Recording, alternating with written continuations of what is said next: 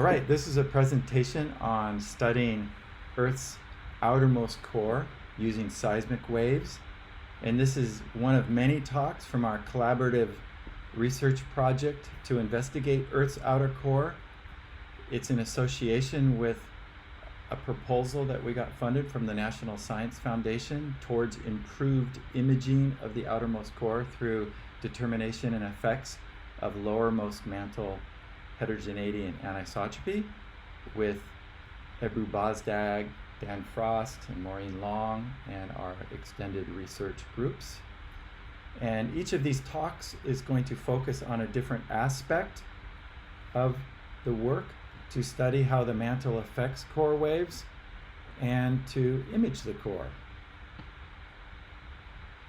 So in this presentation, I'm going to discuss the data used to study the outer core, and I'll review the evolution of the field of imaging it.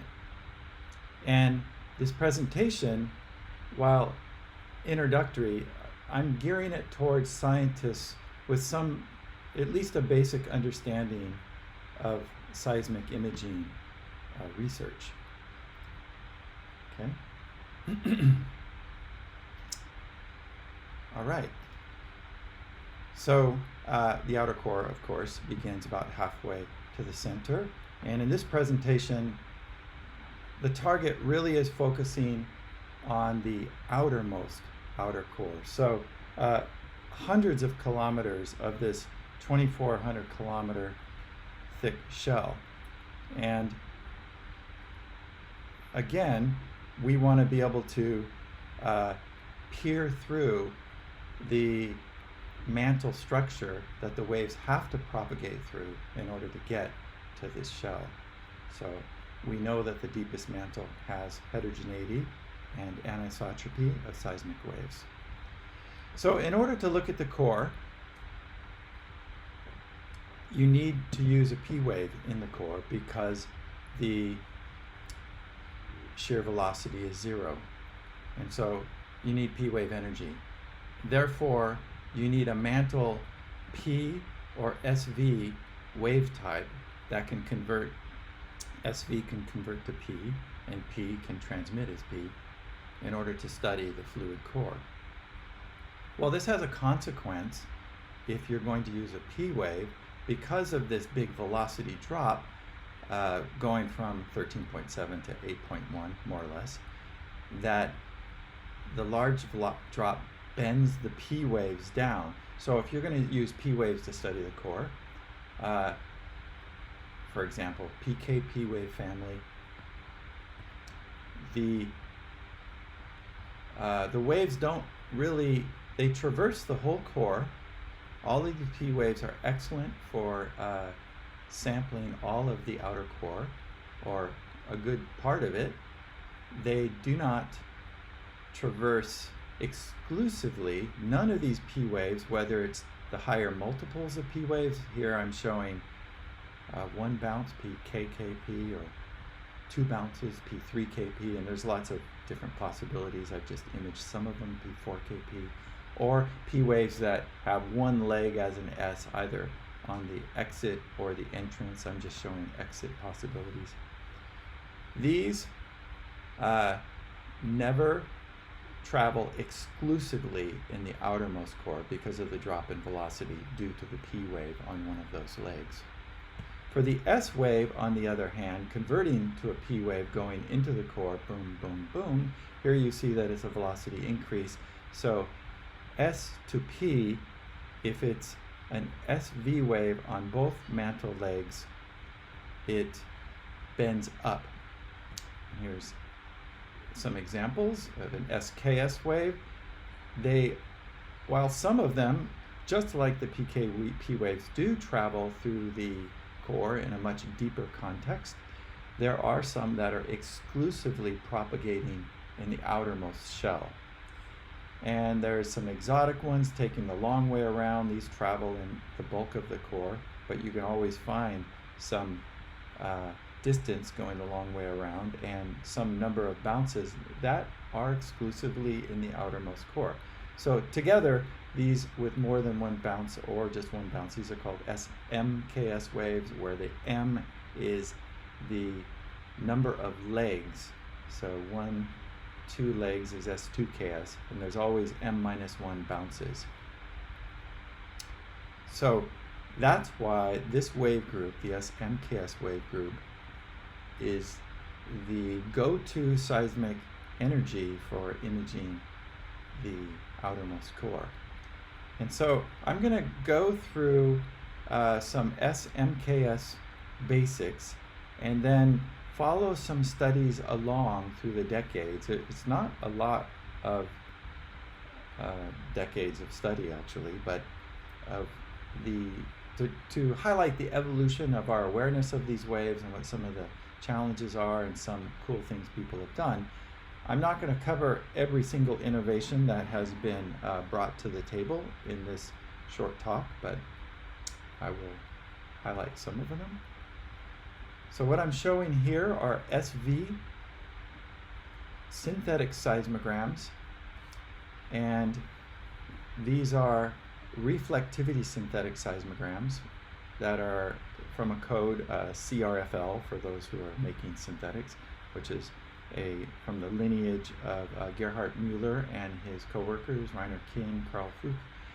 And these synthetic seismograms over a distance of over 100 degrees in epicentral distance are lined up on the S2KS wave, the one that has 2 legs in the outer core, over this distance range. And you could see a number of seismic waves of this SK something S from the group that we're after, which is this SmKS. And this, by the way, this includes at very short distances the SKS wave, which starts diving deeper at later distances, but here it's in the shallow core. So I'd like to highlight some of the distances here. And for example, at 75 degrees, very few studies have taken advantage of this SKS wave shown in blue here that's traveling in the outermost core, and mainly because it has a very close sibling, SCS. Here's SCS and here's SKS. So if you're going to do this, you have to be accommodating this waveform, whether it's in waveform inversion or direct waveform analysis of the shape of these. As it starts to pull away from SCS, you very quickly run into traffic of the S wave. And in the case of the S wave going through some deep earth structure and it slows down, the S wave gets in your business quicker. So you have to be very careful studying this, but it's perfect for this kind of analysis. Going to larger distances, you have up front here, you have the SKS wave and this SPDKS wave, which has short segments of diffraction, and these go deeper in the core. But now you can see S2KS and S3KS really come into life, sampling the outermost core. Further yet, 140 degrees, you get into predictions of the waves that go very deep, including an SKS wave that goes into the inner core. These haven't been used in seismology, they're very difficult to see. But here, the SmKS wave, now you see the S2, 3, and 4KS showing up clearly. And then going a bit further, these guys are starting to separate and disperse, and you can get up to S5KS and even more. And you start seeing evidence for something going the long way around. Here, the time window is only long enough to get this S2KS. Dives deeper in the core, but these can be used for study. So again, my point is, many of these SmKS are exclusive to the shell of interest, and that's why they got used. And how deeply do they penetrate into the core?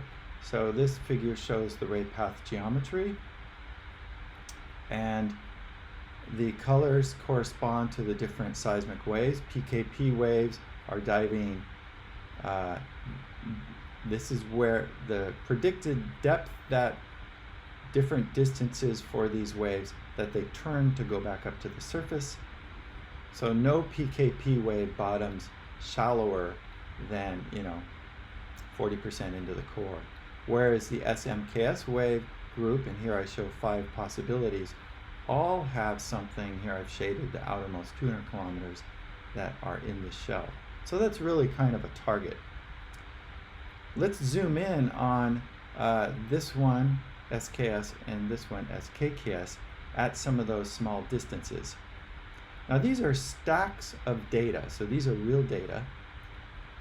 Now is real data an oxymoron? Some people feel data always mean observed seismic data, but there's synthetic data too. So these are real ground motion displacement records that have been aligned and summed for a specific corridor of earthquakes and seismographic stations. And over some 20 degrees in epicentral distance. This is from some unpublished work from a former graduate student. There's something you immediately see is that the shape of the SKS, even though it's a stack of data, is clearly different from the shape of SKKS.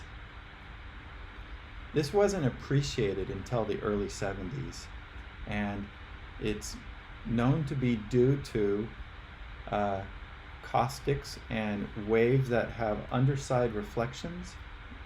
And Hilbert transform is an operator that can convert a signal appropriately into the phenomena that happens, which is a phase shift. For every time there's a reflection, there's a phase advancement of the energy by pi over 2.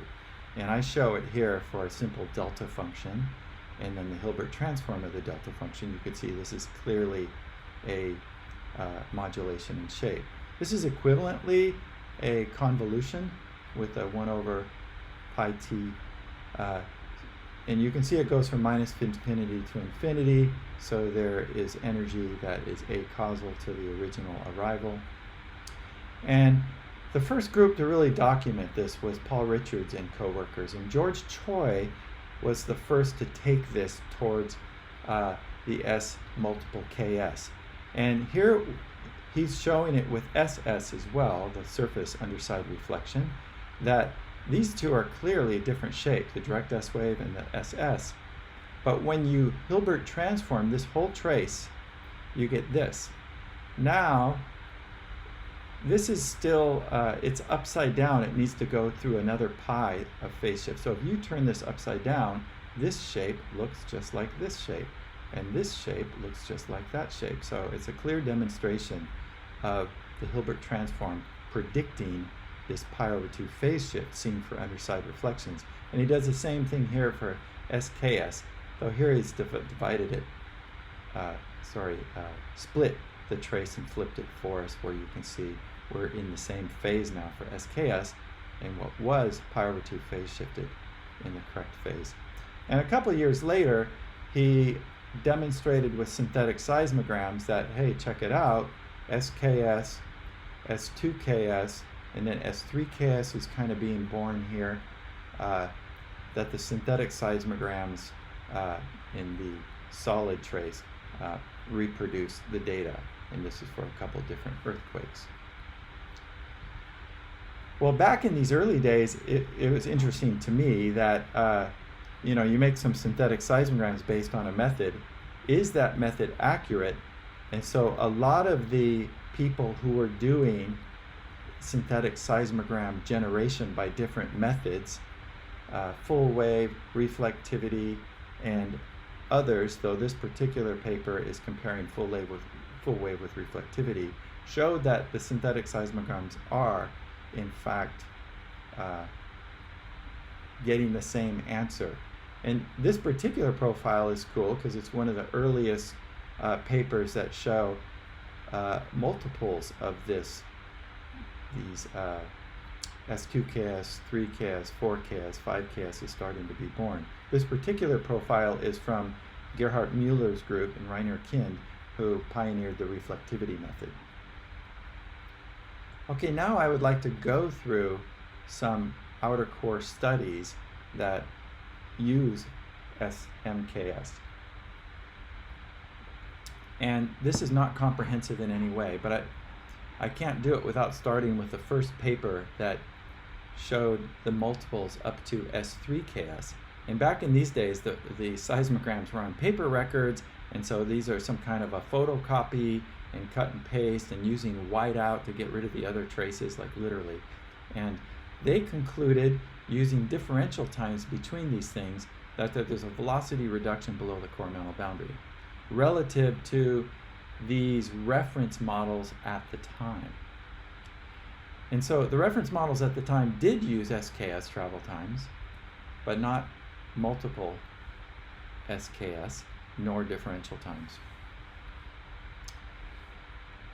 And here's the model that Hales and Roberts came up with. And this was a widely used model and data set. It wasn't a huge data set by today's standards. It was hundreds of times, not like tens, thousands, hundreds of thousands. But they didn't know about the pi/2 phase shift. This was 1971. In 73, Richards published his first paper on these caustic arrivals in the phase shift.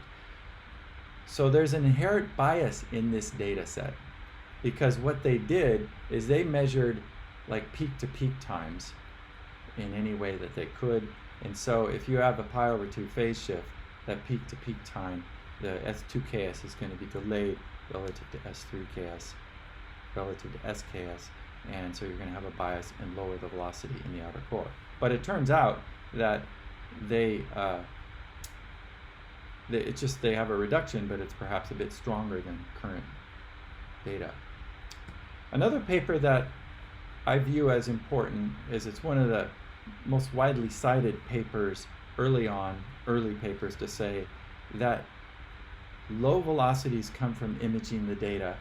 And why? It's because the outer core is stably stratified.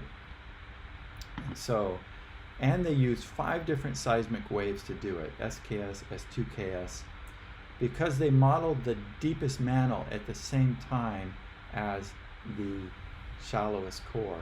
And they actually did use SKS, you can kind of see it lurking in here, in the very early distances.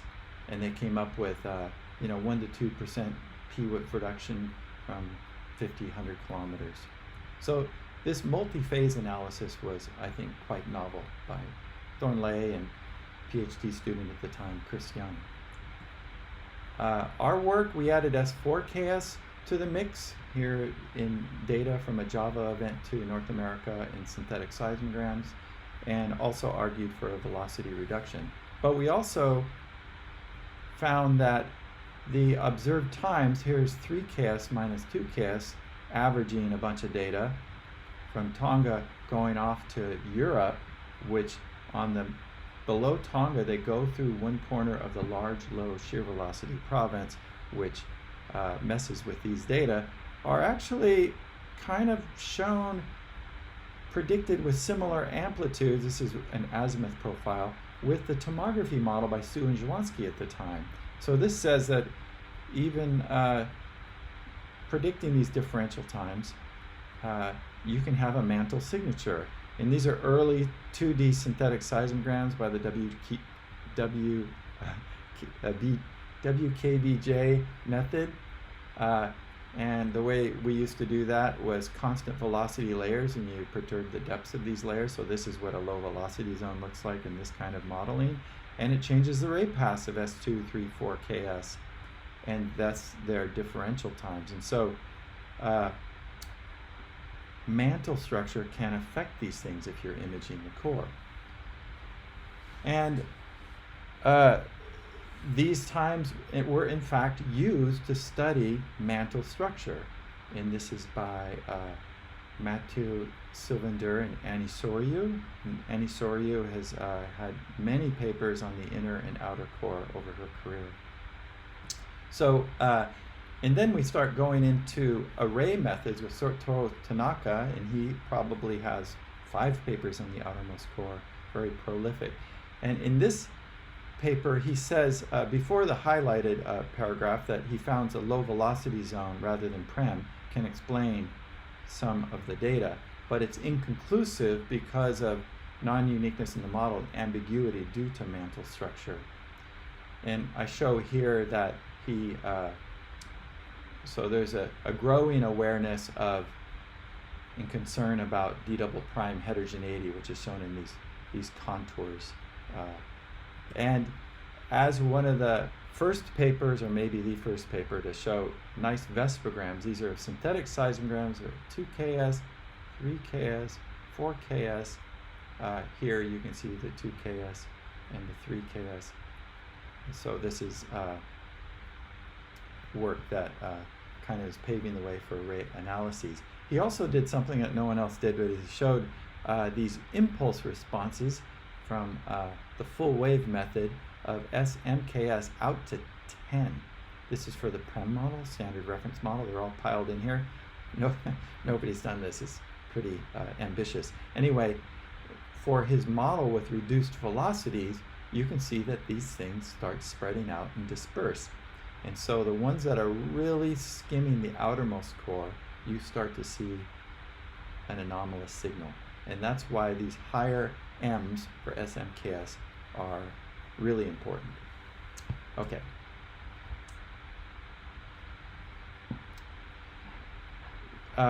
There's some groups have come up with different techniques.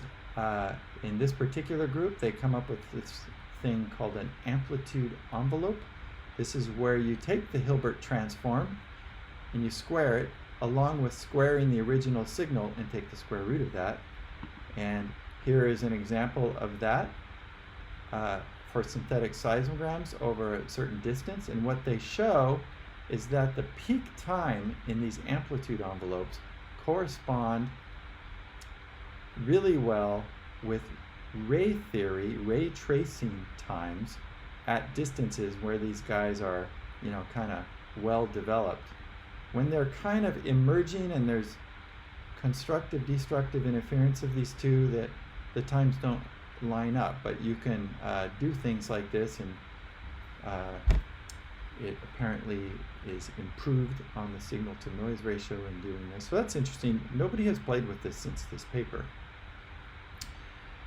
And then George Helfrich and Andrea Restivo, leading this work, explored, kind of following the work by Paul Silver and many others afterwards, this idea of anisotropy. And this is shown for two stations. And here are the raw traces for the radial and the transverse. And you can see SKS showing up on the transverse, and it shouldn't. And here you can see SKKS showing up on the transverse. It shouldn't. It's the same stations, but this is focusing on SKKS, SKS. You can correct this for anisotropy, and this will be a subject of a later presentation, and get rid of that energy on the transverse. Well, but you could see all of the SKKS energy isn't gone, and you can correct for the SKKS, but all the SKS energy isn't gone. So this is an example of anisotropy plausibly living in the deepest mantle, and many papers on this, and they're affecting these waves differently. So this can play a part in the waveforms that are used to study the outermost core. Because you could just look at this corrected SKKS compared to the uncorrected SKKS. These waveforms are different, and depending on the method to develop the travel time difference between this guy and another phase, you can have some bias. Ultra-low velocity zones, this is just an early work showing how they affect these waves, can play into this. A thin layer of velocities reduced by several tens of %. And the way they showed this is kind of following the work of Bina and Silver many years before, is to look at this amplitude ratio, kind of a normalized amplitude ratio of the SKKS over the SKS, and there's a dip in that amplitude ratio due to the SKS amplitude of observed waves dipping because of some of the energy going in to create the SPDKS. So this is showing signs of an amplitude effect from an ultra-low velocity zone, while the travel times and the waveforms can also be affected. Then moving forward, this is just picking one of the more recent papers, and I picked it because it was the first paper to show clear evidence for S5KS and maybe S6KS. And this paper was important because it really brought attention to the reduced velocities in the outermost core. And George Helfrich has been super productive on this front, not just on the seismic side, but on the mineralogy, mineral physics side of interpreting those lowered velocities, which will also be a talk of a later presentation. And Kaneshima, who's done a lot of the work with Helfrich, has, in his paper brought attention to this S6KS. And you can sum these data along the move outs of different curves for different model predictions, and they end up with things like this, where here's the sum on different models, and this is showing the S6KS where these dots are. So it's like the first real analysis of S6KS. Moving in more recently, I'll start going faster through this, bringing inversions into the mix. Kaneshima has done this, and this one brought in Bayesian inversion, and you see a model here with, the inversion was allowed to derive a not a smooth model, but again, velocity reduction.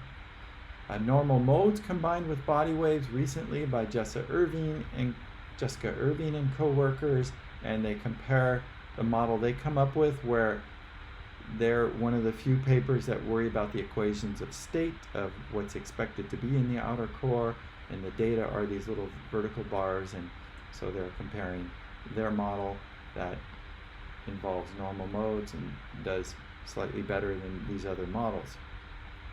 Okay, now interesting challenges.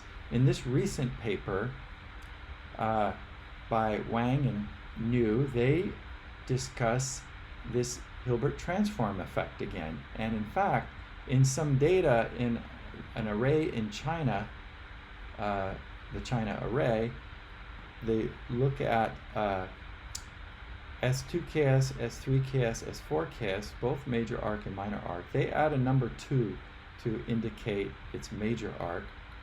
They show that the S2KS, if you Hilbert transform this by pi over 2, it looks like this. So this should be the shape of S3KS. When you compare this red dashed line to S3KS, which is in blue here, they do not look like each other. So they're out of phase. This phenomena is also seen with SS for many arrivals, and SS workers have to deal with this. So, and then they make synthetic seismograms using, they make synthetic seismograms, and they show that this Hilbert transform business works just fine, but if you stick some kind of heterogeneous structure at the base of the mantle, this phase shifting, which happens with post-critical reflected data, it'll happen differently. You can get different phase shifts. And so here's the phase shift for the ULVZ. You can tune that phase shift to get things to look right, which is a figure I'm not showing. And we actually saw it 10 years ago with, this was the profile I showed earlier with this transform. There are also other data in other azimuths where we just called it complex SKKS. We weren't exploring the phase shift between this guy and this guy, but this one is more like pi shifted from this, and so this means the mantle is playing a role. If you summarize a bunch of outer core studies, whole Earth reference models, some of the historic outer core models that didn't yet know about this pi over 2 phase shift, and then studies that specifically study the outermost core, you get a figure like this. This is from our proposal. And there is kind of a lot of static here, but the more recent models all have reductions, some of them less of a reduction, and so this kind of leaves us wanting to understand, is it a mild reduction over several hundred kilometers? Is it an abrupt and steep reduction over 50 kilometers? if you want to answer that question, you need to worry about what's happening on the mantle side of things. And then you also want to, again, these are some globes of higher multiples at 165 degrees. You really want to preferentially dive into some of these most shallow waves. And so what I show here is the ray parameter, or you can equivalently think of it as takeoff angle, of these waves. The things above are, like, for example, this is 160 degrees. And so for this S5KS at 160 degrees, that's pretty shallow. I like that. But if you look at this ray parameter, you see that there are other distances that the other waves also are at this ray parameter, meaning, like, okay, I can be an SKS and just come out of the mantle, out of the core there, S2KS. So the same sensitivity.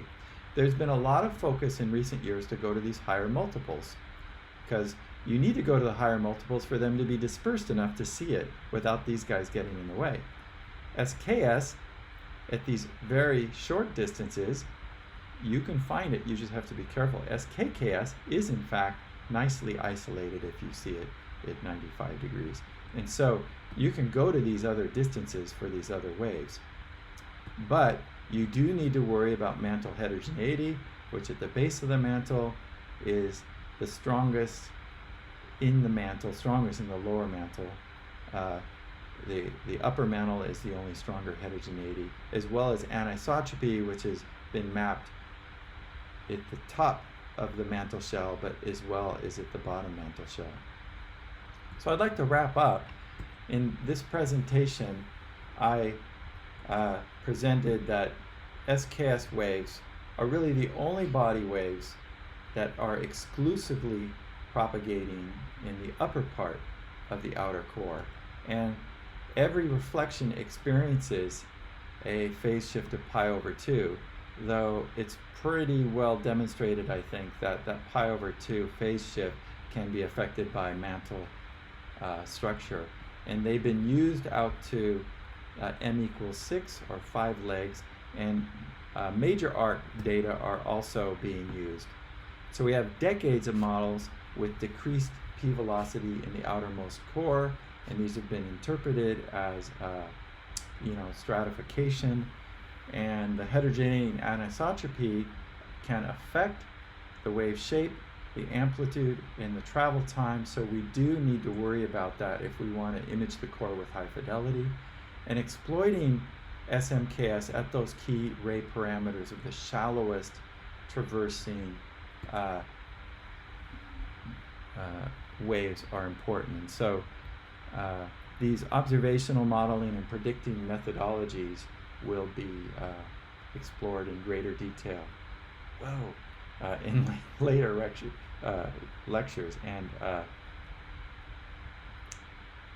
this is my rotating image got very special. So that's it. Thanks for watching.